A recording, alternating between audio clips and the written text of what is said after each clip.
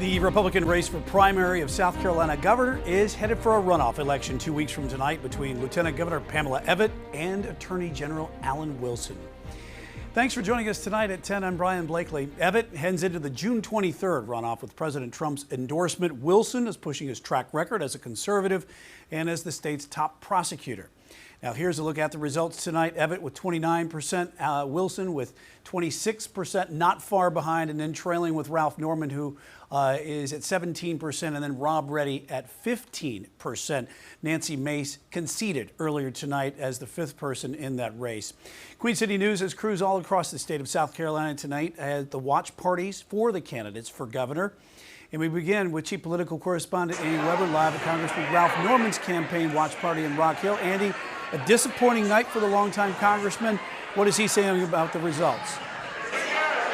Well, Brian, important to note that Norman did not concede during his remarks earlier this evening. That being said, he did seem to say the numbers will show him coming up short, finishing third behind Lieutenant Governor Pamela Evette and Attorney General Alan Wilson. The odds on this working out may not work out, but you know, our message was we wanted to make South Carolina the best that it could be. We wanted to make South Carolina more conservative, and we wanted to help South Carolina with the influx of everybody coming in, just the shining state on the hill. Norman, a five-term congressman, will serve out the remainder of his current term, set to expire in January of next year. He's not said if he has interest in running for other elected office. Now, Norman did finish, or is expected to finish, in a distant third. He did do well in counties he represents in his congressional district, like York and Chester counties, so odds are both Pamela Evette and Alan Wilson will want his endorsement for that June 23rd primary. Reporting live in Rock Hill, I'm Andy Weber, Queen City News. All right, Andy, thank you. Lieutenant Governor Evette, as Andy was just talking about, and her supporters have been watching tonight's results from her election night event in Greenville. Kelsey O'Donnell is following Evette's. Wait for the vote totals there. Early polls showing that we are headed to a runoff in 2 weeks for South Carolina's next governor. Lieutenant Governor Pamela Evette and Attorney General Alan Wilson gaining a lot of traction here tonight in the state of South Carolina when it comes to those voters. We're here in Greenville at Lieutenant Governor Pamela Evette's campaign watch party. You can take a look here behind me. Supporters have come in all evening today. The atmosphere has started to pick up here recently with excitement. People are kind of stirring around, waiting for Lieutenant Governor Pamela Evette to come out on stage and speak here tonight. We spoke to several people, and I asked them what they want from the next governor, and they said they were just really excited to be able to see someone usher in a new era here in South Carolina and really go after what their campaign themes were. Again, Lieutenant Governor Pamela Evette talking a lot about economic growth, about tax reform, government efficiency, and she is in alignment with President Trump. Of course, he did endorse her here in South Carolina for the next governor, and also Governor Hemi McMaster giving her that endorsement. We are expecting him to come here tonight as well. But again, we're waiting for Lieutenant Governor Pamela Evette to take the stage here tonight and talk about what that means for her. And we are excited, and we'll be following it closely tonight. Reporting in Greenville, I'm Kelsey O'Donnell. And we will hear from Alan Wilson in just a few minutes. The Democratic primary for governor is shaping up tonight. South Carolina voters are also deciding the Republican primary for U.S. Senate. In the Democratic U.S. Senate primary, Charleston area pediatrician Dr. Annie Andrews secured her party's nomination tonight.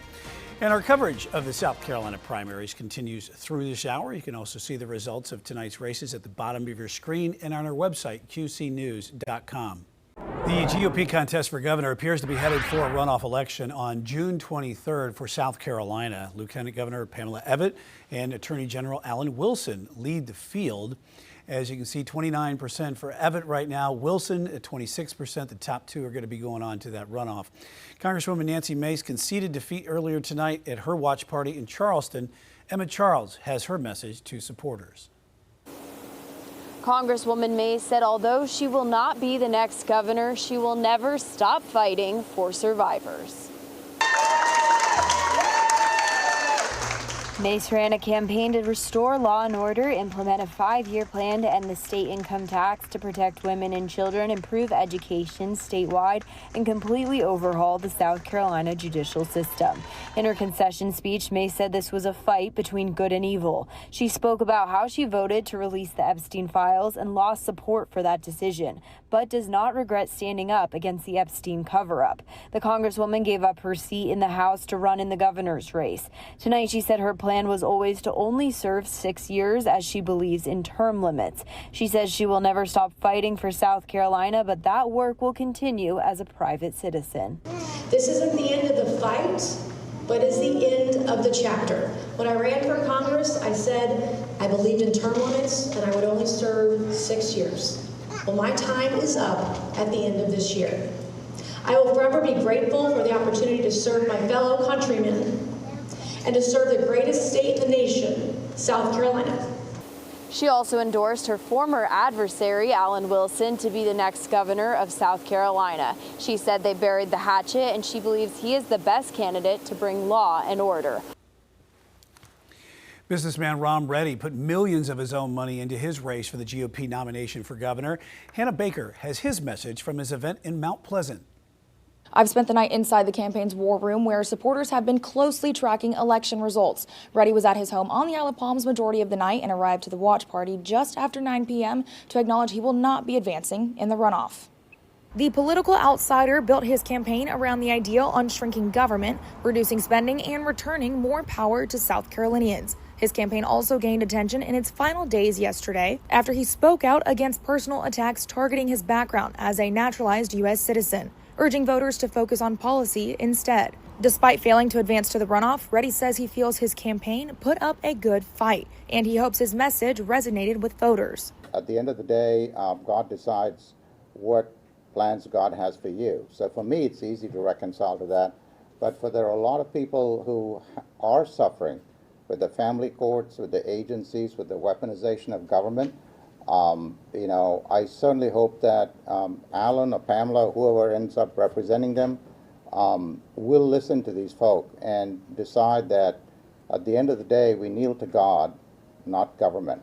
That's the founding principles of this country, and we've strayed from it. Ready did not endorse any other candidate in the runoff. Reporting in Mount Pleasant, I'm Hannah Baker. South Carolina's GOP primary for governor headed to a runoff election on June 23rd between two of the candidates, but that's Lieutenant Governor Pamela Evette and Attorney General Alan Wilson. Both candidates spoke to their supporters tonight. We've come a long way, and tonight we punched a ticket to this runoff. South Carolina, you sent a message tonight. You spoke clearly. We will win this race. There is energy, there is momentum, and we're going to bring the heat. But I need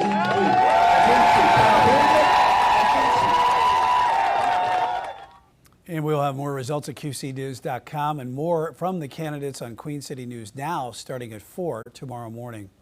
Queen City News Plus. Just search Queen City News on your smart TV's app store.